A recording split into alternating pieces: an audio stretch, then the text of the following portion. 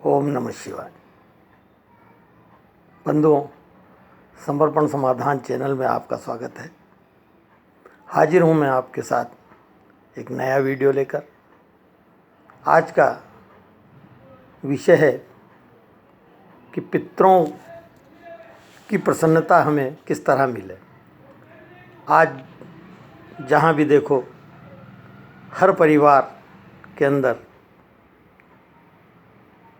ज़्यादातर यही बातें देखने को मिलती है कि जब भी कोई काम नहीं बनते, कोई भी परेशानियां होती है, चारों तरफ से रास्ते जब बंद होते हैं, तो सभी के जहन में एक ही बात आती है कि हमारे कहीं पितर दोस्त तो नहीं।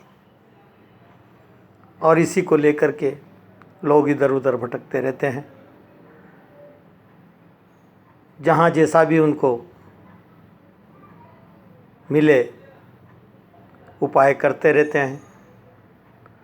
मैं एक छोटा सा उपाय आज पितृदोष के लिए आपको बताता हूँ कि पितरों की प्रसन्नता कैसे मिले, पितरों का आशीर्वाद हमें किस तरह प्राप्त हो। उसके लिए आपको किसी भी अमावस्या के दिन कुछ सामग्री के साथ तैयारी करनी है। सामग्री मैं आपको बता देता हूँ। एक मिट्टी का छोटा सा कलश ले लें, एक नारियल, लाल कपड़ा, एक जल का लोटा, कुछ फूल और एक 10 रुपये का सिक्का ले लें। थोड़ा सा गूगल, इलायची के 5 दाने, 5 लौंग के दाने, कपूर डली 20 ग्राम कपूर ले लें, घी 50 ग्राम, खोपरा बूरा 100 ग्राम या 100 ग्राम गोले को लेके और आप किसके उसका पाउडर बना लें। छबीला 10 ग्राम छबीला लें, जो आपको पसारी की दुकान पर उपलब्ध हो जाएगा, वहाँ से आप ले लें। थोड़ी सी पीली सरसों ले लें। अब गूगल से लेकर के और पीली सरसों तक की सारी वस्तुओं को आप एक बार कूट करके सबको एक साथ एकत्रित करके मिला के रख लें। 30 केले पके हुए आप अलग से ख़रीद के लाएं। एक काला धागा आपकी लंबाई के बराबर का काट करके आप वहाँ पर रख लें। अब आपको दोपहर को 12 बजे एक बार आपको स्नान करना है। स्नान करने के बाद आप अपने ऊपर गंगा जल के छींटे लगा लें, या हमारा समर्पण अध्यात्म केंद्र का बनाया हुआ समर्पण गोमय सकल शुद्धि के नाम से आपको यदि उपलब्ध हो जाता है तो आप उसको ले लें। नहाने के पश्चात उसको अपने ऊपर छिटक लें। छिटक करके फिर आप आसन पर बैठ करके और ये पूजा स्टार्ट करें। सबसे पहले आपको जो कलश आपने लिया है उसके अंदर कोई अनाज भर के और आप एक चौकी के ऊपर लाल कपड़ा बिछा करके उसके ऊपर उसको रख दें। उस अनाज के ऊपर 10 रुपये का सिक्का रखें, उसके ऊपर नारियल आप स्थापित कर दें। नारियल को जल से स्नान करावें। स्नान कराने के बाद थोड़ा कुमकुम का तिलक लगा दें, पुष्प वगैरह चढ़ा दें। अगरबत्ती आपके पास है वो 2 अगरबत्ती वहाँ पे चढ़ा दें, जला दें। जलाने के बाद आप गाय के कंडे में, गोबर का जो कंडा होता है गाय का, उसमें आप धूप कर लें। धूप करके और उसको आप मिट्टी के पात्र में लेकर के, जो धूपाड़ा जिसे बोलते हैं,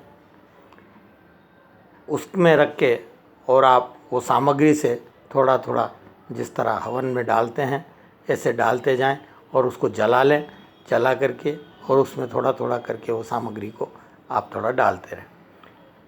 जब आप सामग्री डालते रहें तो अपने पितरों का ध्यान करें, पितरों से आशीर्वाद के लिए प्रार्थना करें, पितरों की हमारे ऊपर कृपा हो, ऐसा उनसे विनती करते रहें।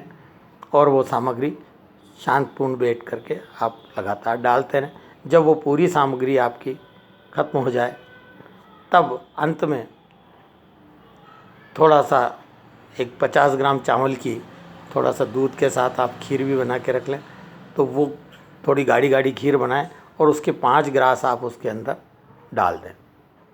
वो डालने के बाद आप जो जल है उससे लेकर के, जिस तरह पितरों को जल दिया जाता है, बाएं हाथ से जल दाएं हाथ में लेकर के अंगूठे की तरफ से आप उसे घुमा करके और अंगूठे से साइड में एक तरफ डालते हैं। इस तरह 3 बार आप उसको कर दें। ये प्रक्रिया आप 5 अमावस्या आपको करनी है। 5 अमावस्या में जो श्रीफल है वो वही रखना है। सिर्फ आपको दूसरी बार जो आसन में बिछाया है वो वस्त्र आपको दूसरा लेना पड़ेगा। वो जो श्रीफल है उसको लाल वस्त्र में उसके बाद में लपेट करके आप कहीं पे टांग दें, रखें। जो काला धागा आपने लिया है उस काले धागे में 5 गांठ लगा करके और वो आप धूप में उसको घुमा लें। धूप में घुमा के वो उसमें दाएं हाथ की कलाई में आप उसको बांध लें। वो तब तक आपको बांधना है जब तक आपका 5 अमावस्या पूरी नहीं हो जाए। जब 5 अमावस्या पूरी हो जाए उसके बाद आप चाहें तो उसे अपने हाथ में बांध सकते हैं, चाहें विसर्जन कर सकते हैं। जो श्रीफल है उसका भी आप विसर्जन कर सकते हैं। आप जो 30 केले आपने रखे हैं वो 30 केले बाद में पूजन के बाद आप गाय को एक एक केला करके खिला दें। जो कलश के अंदर अनाज आपने भरा है वो अनाज आप कहीं अन्यत्र पक्षियों को डाल दें, घर में उसको किसी काम में नहीं लाएं। जो 10 रुपये का सिक्का है और वो जल है, वो जल में आप पीपल के पत्ते से पूरे घर के अंदर जल को छिड़क दें और बाकी जो जल है उसको 10 रुपये के सिक्के के साथ किसी पीपल के पेड़ पे जा कर के रख के वहाँ से आने के बाद आप उन्हें स्नान कर लें। स्नान करके और आप अपने कार्य में संलग्न रहें। आप ये कार्य करने के बाद आप खुद देखेंगे कि आपके काम किस तरह बनते चले जाते हैं। आप आश्चर्य कर जाएंगे कि मुझे देवों की, हमारे पितरों की कृपा बराबर निरंतर मिल रही है। पितरों का आशीर्वाद आप पे होगा, पितर आपके प्रसन्न होंगे, आपको धन यश वैभव सब कुछ देंगे। जैसा शास्त्रों में कहा गया है कि पितृ प्रसन्न होने पर ही सभी देवताओं की कृपा होती है। इसलिए आप पूरे तन से, मन से और जितना सा धन की ज़रूरत है उससे आप इस कार्य को पूरी श्रद्धा से संपूर्ण करें और इसका लाभ प्राप्त करें। इसी के साथ ओम नमः शिवाय।